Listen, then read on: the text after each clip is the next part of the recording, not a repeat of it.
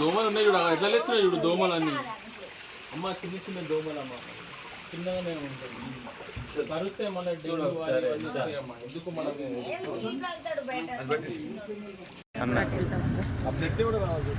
సరే సరే నేను చెప్తాను ఈడ నీళ్ళు పడితే కింద నీళ్ళు పడ్డాయి వస్తుంది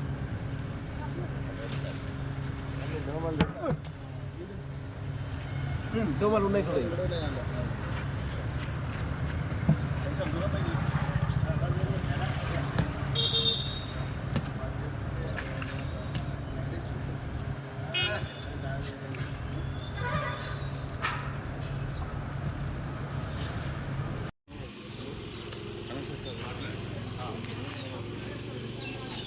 సార్ బాబు పక్కకు అందరికీ నమస్కారం. ఈరోజు మెదక్ మున్సిపాలిటీలో స్వచ్ఛ సర్వేక్షణలో భాగంగా వర్షాకాలం ప్రారంభంలో 6వ వార్డులో మనము ఇంటింటికి ఫ్రైడే కార్యక్రమం చేపట్టడం జరుగుతుంది.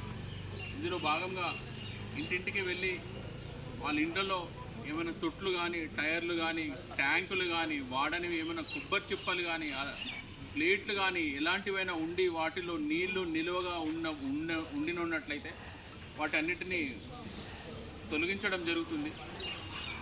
ఆ తర్వాత అందులో ఉన్న ఆ ఇళ్లలో ఉన్న వాళ్ళందరికీ కూడా వెళ్ళి ఇలా నిలువ పెట్టుకోకూడదని అవగాహన చేపట్టడం జరుగుతుంది. ఎందుకంటే ఈ ఉన్న నీళ్ళ వలన నిల్వ ఉన్న నీళ్ళ వల్ల డెంగ్యూ దోమలు ఉండడం, అవి గుడ్లు పెట్టడం, ఆ చిన్న దోమలు మళ్ళీ ఇళ్లలో ఉన్న వాళ్ళని కరిచిన తర్వాత వాళ్ళకి డెంగ్యూ వ్యాధి రావడం, ఇలాంటివన్నింటినీ అరికట్టడానికి ఈరోజు వార్డ్ నెంబర్ 6లో మా కౌన్సిలర్ గారి మా చైర్మన్ గారు, మా కౌన్సిల్ మెంబర్ గారు వీళ్ళందరి సమక్షంలో ఈరోజు ఫ్రైడే కార్యక్రమం చేపట్టడం జరిగింది.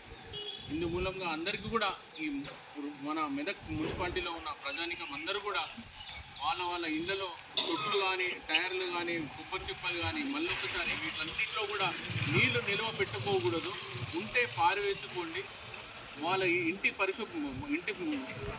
ఇంటి చుట్టుపక్కల మొత్తం పరిశుభ్రంగా పెట్టుకోవాలి. డెంగ్యూ వ్యాధిని అరికట్టాలి. నమస్కారం అందరికీ. నమస్కారం. మరి వర్షాకాలం ఆరంభమైంది.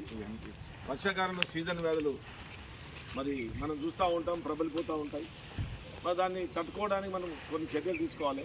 అందుకనే ప్రతి మంగళవారం ఒక వార్డులో ఉన్నటువంటి మరి టైర్లలో కానీ శుక్రవారం ప్రతి వార్డులో ఉన్న టైర్లు కానివ్వండి, వాటిలో నీళ్ళు ఉంటే తీసేయడం, ఇంట్లో ఉన్నటువంటి పూల తొట్టిలు కానివ్వండి, డ్రమ్ములు కానివ్వండి, బకెట్లు కానివ్వండి, ఇంటి ఉన్నటువంటి పాత నల్ల పొక్కలు కానివ్వండి, వీటిలో ఎలాంటి నీటిని నిల్వ చేసినా వాటిని పరిశుభ్రంగా పెట్టుకొని నిల్వ చేసే విధంగా మనం చేసినట్టయితే మరి డెంగ్యూ, మలేరియా ఈ సీజన్ వ్యాధి నుంచి మనం బయటపడతాం.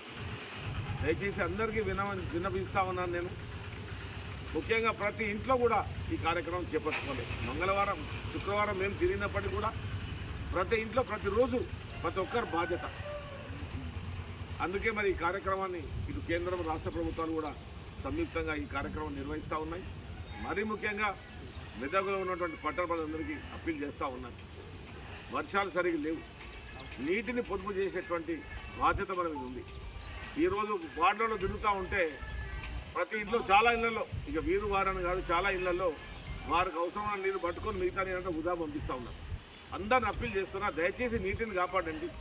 తోటి వాడికి నీరు అదే విధంగా, చివరి ఇంటి వరకు నీరు అందే విధంగా మనం సహకరించుకోవాలి. ఎవరికొరు సహకరించుకోవాలా. ప్రతి సోదరిమనికి, ప్రతి సోదరికి విన్నవిస్తూ ఉన్నా, దయచేసి మీ అవసరాలు తీరగానే నల్లా బంద్ చేయండి. మీ అవసరాలు తీరగానే ఆ పైప్ ఏమైనా ఉంటే బయట పడేయకండి. ఎక్కడ చూసినా రోడ్ల మీద వేస్తున్నారు పైపులని. దయచేసి ఆ విధానాన్ని మానుకొని నీటిని పొదుపు చేసే విధంగా మనందరం కూడా కలిసి పనిచేస్తున్న బాధ్యత ఉంది. అదేవిధంగా చాలా ప్రాంతాల్లో గతంలో బాగా చేసింది, ఇప్పుడు మళ్ళీ చూస్తూ ఉన్నాం, మళ్ళీ రిపీట్ అవుతూ ఉంది. చెత్త తీసుకొచ్చి రోడ్ల మీద వేస్తూ ఉన్నారు, ఖాళీ ప్లాట్లో వేస్తూ ఉన్నారు. మీకు చేతులు దండం పెడతా ఉన్నాం. ప్రతి ఇంటికి ట్రాక్టర్ వస్తూ ఉంది, చెత్త సేకరిస్తూ ఉంది. కాబట్టి దయచేసి మీ అందరూ కూడా చెత్త బయట వేయకుండా ట్రాక్టర్ రాగానే తడి పొడి వేరువేరుగా అందించాలని పెద్ద పట్టణ ప్రజలందరికీ కోరుతా ఉన్నాం. జై హింద్.